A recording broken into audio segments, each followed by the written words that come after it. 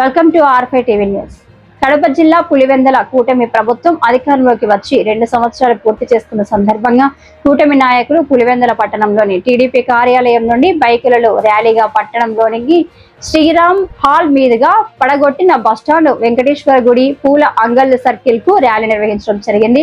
ర్యాలీలో టీడీపీ పులివెందుల నియోజకవర్గం incharge BTech Ravi, BJP రాష్ట్ర అధికార ప్రతినిధి శశిభూషణ్ రెడ్డి, టీడీపీ, బీజేపీ, జనసేన, పులివెందుల నియోజకవర్గంలోని మండలాల నాయకులు, కార్యకర్తలు పాల్గొన్నారు. అనంతరం వారు మాట్లాడుతూ కూటమి ప్రభుత్వం ఆధ్వర్యంలో ఆంధ్రప్రదేశ్ రాష్ట్ర అభివృద్ధిలో శరవేగంగా ముందుకు వెళ్తుంది.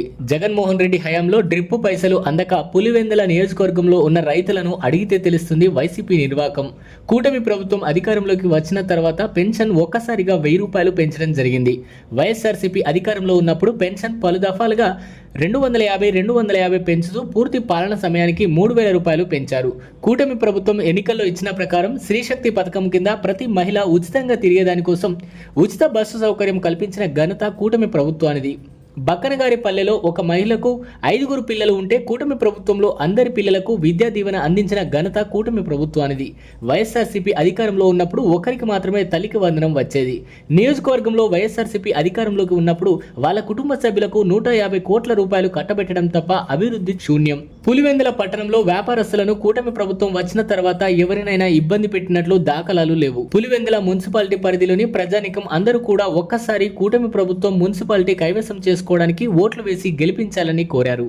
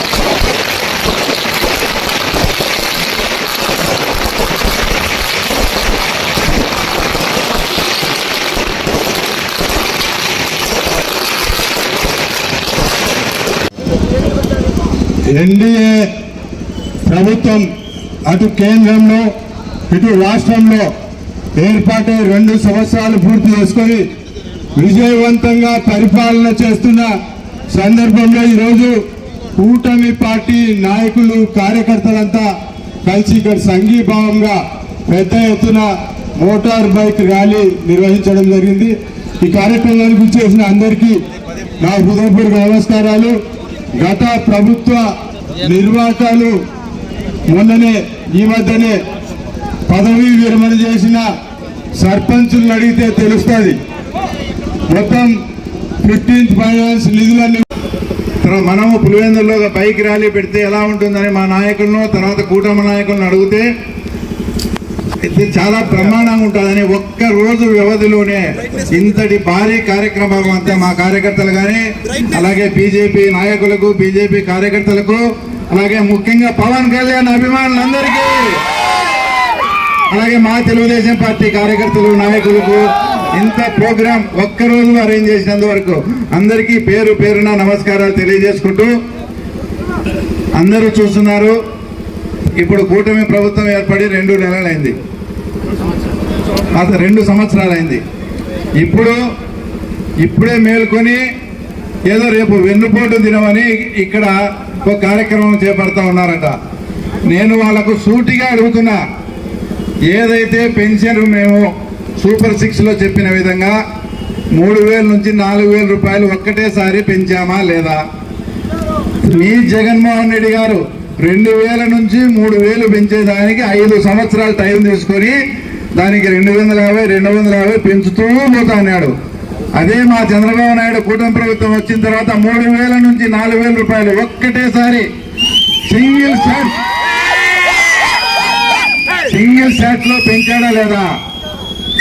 మీరు 250 పెంచుతూ పోయింది మీది వెన్నుపోటు, మాది కాదు. అలాగే రెండో విషయం, మీరు ఏదైతే పథకం అమ్మఒడిని పెట్టినారో, తర్వాత ఇదే ఎంపీ గారు వదిలేనటువంటి జగన్మోహన్ రెడ్డి గారి సతీమైనటువంటి భారతమ్మ గారు ఎర్రగుంట్లలో మాట్లాడుతూ, ఎంతమంది పిల్లలుంటే అంతమంది పడిగిపోతుంటే జగనన్న మీకు అమ్మఒడి ఇస్తాడని చెప్పిందా లేదా? అదే మా కూటమి ప్రభుత్వం వచ్చిన తర్వాత దానే తల్లికి వందనం అని పేరు మార్చి ఎంతమంది స్కూల్ పిల్లలు పోతుంటే అంతమందికి తల్లికి వందనం వేచామా లేదా? ఒక ఎగ్జాంపుల్, బగ్గన్న గారి పల్లెలో ఒక తల్లికి 5 మంది బిడ్డలై 5 మంది స్కూల్కు వెళ్తుంటే వేంపల్లి మండలంలో 5 మందికి కూడా తల్లికి వందనం పథకం వర్తింపజేసే ఘనత మా చంద్రబాబు నాయుడు గారిది. ఏమి వెన్నుపోటు,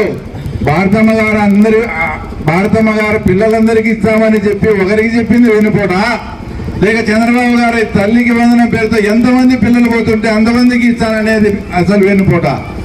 ఇక్కడ ఉండే వాళ్ళు మా కార్యకర్తలు ఉన్నారు, తర్వాత వైఎస్ఆర్సీపీ వాళ్ళు కూడా ఎవరైనా ఉంటే వినండి. మీ సతీమణులు కాదు, మీ సోదరీమణులు కానీ ఆర్టీసీ బస్సు ఎక్కితే అక్కడ డబ్బులు పెట్టి టికెట్ కొంటారా, మీరు ఫ్రీగా పోతారా? మీరే చెప్పండి. ఇచ్చిన వాగ్దానం అమలు పరిచే విధంగా తర్వాత మా కూటమి ప్రభుత్వం పనిచేస్తా ఉంది. ఏదో వెన్నుపోటు. అలాగే మహిళలందరికీ దీపం పథకం కింద ఉచిత సిలిండర్లు ఇస్తామని చెప్పినాం. ఇప్పటికి 2 సిలిండర్లు కూడా ఇవ్వడం జరిగింది. ఏ హామీ మేము నిలబెట్టుకోలేదు. ఒక నిరుద్యోగ వృత్తి గురించి మాట్లాడుతున్నారు. మీరు మేనిఫెస్టోలో క్లియర్గా చూడండి. మేనిఫెస్టోలో 20 లక్షల ఉద్యోగాలు బార్ నిరుద్యోగ వృత్తి.